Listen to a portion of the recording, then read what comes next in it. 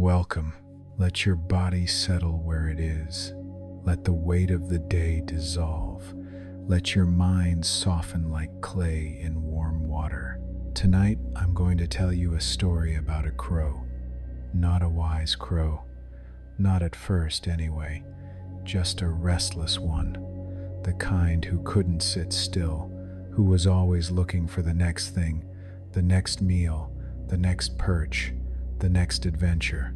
This story comes from the tradition of the Panchatantra, those old animal fables that carry wisdom in their simplicity. It unfolds by a river at dawn, in that quiet time when the world is waking but hasn't yet begun to rush. It's a story about stillness, about learning to be where you are, about discovering that the thing you're searching for might already be right in front of you.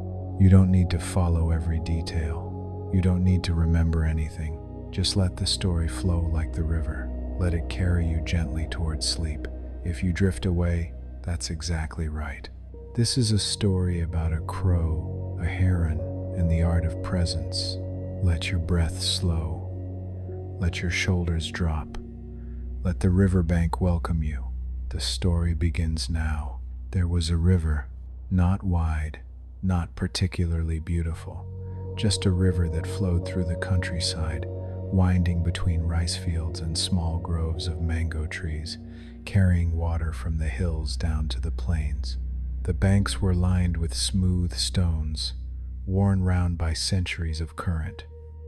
Reeds grew in clusters along the edges, their stalks swaying gently even when there was no wind.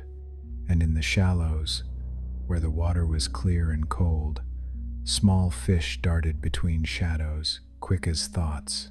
It was a quiet place, the kind of place where time moved differently, where morning arrived slowly, painting the sky in layers of pale gold and soft blue, and where evening fell like a curtain, gentle and inevitable. On the northern bank, where an old peepal tree leaned out over the water, there lived a crow. His name, if crows have names, doesn't matter. He was just a crow. Black feathers, sharp eyes, a voice that could cut through silence like a blade through paper. He was always moving, always hopping from branch to branch, from stone to stone, from here to there, always looking, always listening, always searching for something. Food, mostly. That's what crows do. They search, they scavenge, they find. But this crow searched for more than food. He searched for something. He didn't know what. Just something. Something more. Something better. Something that would finally satisfy the restlessness that lived in his chest like a second heartbeat. He flew from village to village. He picked through garbage heaps. He stole grain from courtyard floors. He watched the humans from rooftops, cocking his head, trying to understand why they moved the way they did, why they talked so much, why they seemed to want things even more than he did. But he never found what he was looking for, and so he kept searching. One morning, just before dawn, the crow returned to the river. He was tired, his wings ached, his throat was dry. He landed on his usual branch, the one that hung out over the water, and he looked down at the surface, watching it flow. The river was smooth, dark.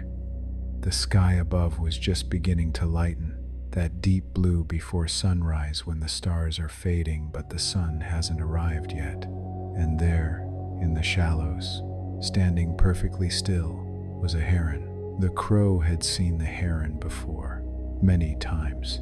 The heron was always there, always in the same spot, always standing on one leg, the other tucked up beneath its body, its long neck curved and in shape, its beak pointing down toward the water. The crow had never paid much attention to the heron. Herons were boring. They didn't do anything. They just stood there for hours, sometimes all day. But this morning, for some reason, the crow watched. The heron didn't move, not even a little. Its body was perfectly still. Its eye, large and yellow, watched the water with a focus the crow couldn't understand. The crow hopped along the branch, closer, trying to get a better look. What was the heron doing? What was it looking at? The crow peered down at the water. He saw nothing. Just stones. Just the faint movement of fish, barely visible in the dim light. He cawed, not loudly, just a small sound. A question. The heron didn't respond, didn't even blink. The crow hopped closer. Still nothing. He cawed again, louder this time. Nothing. The crow ruffled his feathers, annoyed. What was wrong with this bird? Was it asleep? Was it dead? He launched himself from the branch and flew down, landing on a stone a few feet from the heron. Now he could see the heron up close. The gray feathers, the long, thin legs, the sharp beak that looked like it could pierce through anything. Still, the heron didn't move. The crow hopped closer. He cocked his head. He opened his beak. Nothing, not a word, just silence. And in that silence, the crow felt something strange. A stillness, not the stillness of sleep, not the stillness of death, but something else, something alive, something present. He didn't understand it, but he felt it, and for just a moment, his restlessness quieted. The sun rose, slowly, the way it always does, first a pale glow on the horizon, then a band of gold. Then the edge of the sun itself, round and bright, climbing into the sky. The light spread across the water, turning it from dark to silver to gold. And still, the heron stood. The crow watched. He didn't know why. He had things to do, places to go, food to find. But something kept him there, on that stone, watching this strange bird who did nothing but stand. And then, so fast the crow almost missed it, the heron moved. Its head shot down, its beak stabbed into the water, and when it lifted its head again, there was a fish in its beak, small, silver. Wriggling, the heron tilted its head back and swallowed. The fish was gone, and then the heron returned to stillness. One leg, curved neck, yellow eye watching the water. The crow blinked. That was it. That was what the heron had been doing, waiting for fish. But the crow had been watching for almost an hour, and the heron had only caught one fish. One. The crow could have flown to 3 villages, and back in that time, he could have found a dozen scraps of food. This was inefficient. This was wasteful. This was stupid. The crow flew back to his branch, but as he sat there, preening his feathers, something bothered him. The heron had caught a fish, without rushing, without searching, without moving. It had just waited, and the fish had come to it. The crow didn't understand, but he couldn't stop thinking about it. The next morning, the crow returned. The heron was there, in the same spot, standing, still. The crow landed on the stone again. He watched. The heron didn't acknowledge him, didn't move, just stood. The crow waited. Minutes passed. 10, 20, 30. Nothing happened. The crow's feet itched. His wings twitched. He wanted to move, to fly, to do something, but he forced himself to stay. And then, again, the heron struck. Head down, beak in the water, fish caught, swallowed. Stillness returned. The crow cawed. Not a question this time, just a sound of frustration. The heron, for the first time, turned its head. Its yellow eye looked at the crow, and the crow felt seen, not judged, not dismissed, just seen. The heron's beak opened slightly, and in a voice that was low and soft, like water over stones, it spoke. "You are loud." The crow ruffled his feathers. "I'm a crow. We're supposed to be loud." The heron's eye blinked slowly. Why? The crow didn't have an answer. The heron turned back to the water, and the crow, for the first time in his life, was quiet. Days passed. The crow came back every morning. He didn't know why. He told himself he was just curious, just watching, just trying to figure out what the heron's secret was. But really, he came back because something about the heron's stillness called to him. Something about the way the heron didn't rush, didn't search, didn't chase. The crow tried to imitate it. He stood on the stone. He tucked one leg up, the way the heron did. He tried to keep his body still. It was hard. His mind raced. His eyes darted. He noticed everything: the ripples in the water, the insects buzzing, the leaves falling from the peepal tree, the distant sound of a farmer calling to his ox. He couldn't focus.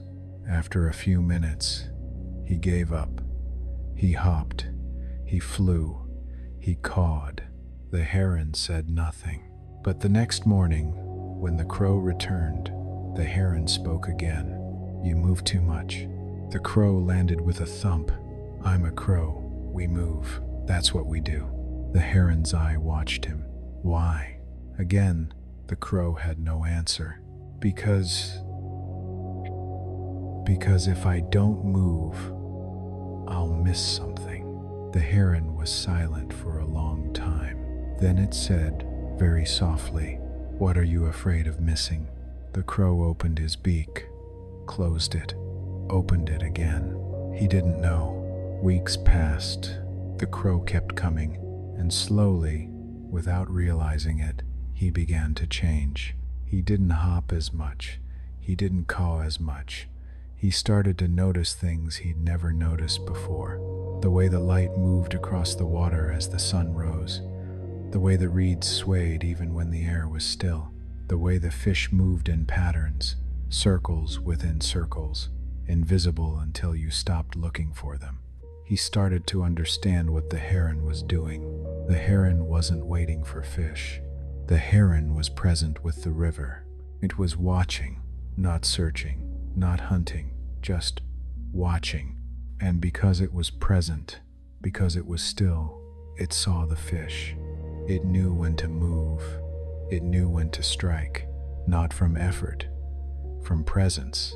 The crow tried again. He stood on the stone. He tucked one leg up. He looked at the water, and this time, he didn't try to see everything. He just looked at one spot, one small circle of water. He watched the ripples, the way they caught the light, the way they moved outward in rings, overlapping, fading, and as he watched, his mind began to quiet, not completely, but enough to feel the stillness the heron had been showing him all along. One morning, the crow saw a fish, not because he was searching for it, but because he was present, because he was still. The fish swam close to the surface, its silver body catching the light. The crow's body tensed. His instinct was to dive, to grab, to chase. But he didn't. He waited. The fish came closer, closer, and then, just as it passed beneath him, the crow struck. His beak shot down. He grabbed the fish. He lifted it from the water, thrashing and wriggling. He had caught it. He looked at the heron. The heron's eye blinked slowly, and the crow understood. It wasn't about the fish. It was about the stillness. The seasons changed. The river rose with the monsoon, then fell with the heat of summer. The reeds grew tall and then withered. The fish came and went, and the crow learned. He learned to be still, not all the time. He was still a crow. He still flew. He still searched. He still cawed. But now, he also knew how to stop. He knew how to stand on the stone and watch the water without needing anything from it. He knew how to be present without grasping. He knew how to let the moment be enough. One morning, the heron wasn't there. The crow landed on the stone and looked around. The shallows were empty. He waited. The sun rose. The light spread across the water. The fish swam in their circles. But the heron didn't come. The crow felt something he didn't expect. Not worry, not sadness, just noticing. The heron was gone. And that was okay, because the stillness the heron had taught him wasn't in the heron. It was in the river, in the morning, in the watching. It was everywhere. It had always been everywhere. The crow just hadn't known how to see it. Days passed, weeks. The heron never returned. Maybe it had moved to another part of the river. Maybe it had flown somewhere else. Maybe its time had simply come to an end. The crow didn't know, but he kept coming to the river every morning, just before dawn. He stood on the stone. He tucked one leg up. He watched the water, and sometimes he caught fish.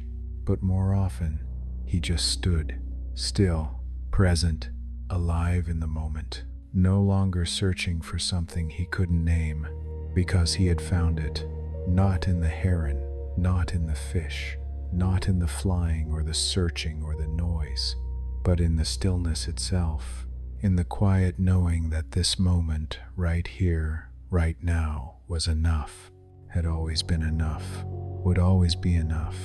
And so the story ends, not with answers, not with achievement, just with a crow standing on a stone, watching the river, learning what the heron knew all along.